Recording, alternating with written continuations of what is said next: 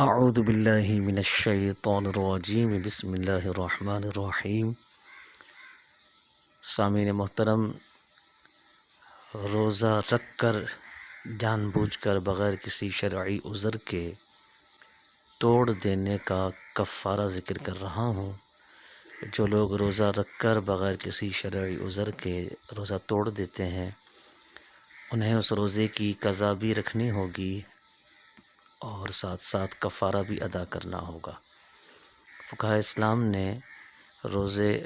کا کفارہ یہ ذکر کیا کہ جو شخص روزہ رکھ کے توڑ دے تو سب سے پہلے اگر اس کے پاس غلام ہے تو وہ غلام آزاد کرے، اور اگر غلام اس کے پاس نہیں تو پھر وہ 60 روزے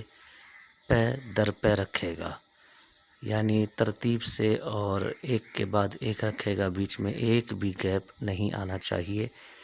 کیونکہ اگر ایک بھی گیپ آ گیا تو گنتی 60 روزوں کی دوبارہ شروع کرنی ہوگی۔ نمبر 3، اگر وہ روزے نہ رکھ سکتا ہو تو پھر وہ 60 مسکینوں کو جو ہے وہ کھانا کھلائے گا۔ یاد رکھیے گا کہ یہ تینوں صورتیں اس انداز میں بیان کی گئی ہیں کہ پہلے تو اس نے غلام ہی آزاد کرنا ہے، اگر اس کے پاس غلام نہ ہو تو پھر دوسری صورت کی طرف بڑھے گا، اور وہ ہے 60 روزے پے در پے کہ ایک بھی بیچ میں گیپ نہ آئے، اور اگر وہ دوسری صورت پر کسی بھی طرح عمل نہ کر سکتا ہو تو پھر وہ تیسری صورت کی طرف آئے گا، اور وہ ہے 60 مسکینوں کو 2 وقت کا کھانا کھلانا۔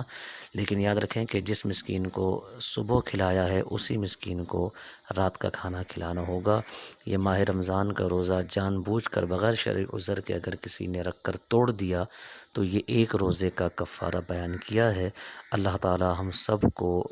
صحیح معنی کے اندر روزہ رکھنے کی توفیق عطا فرمائے۔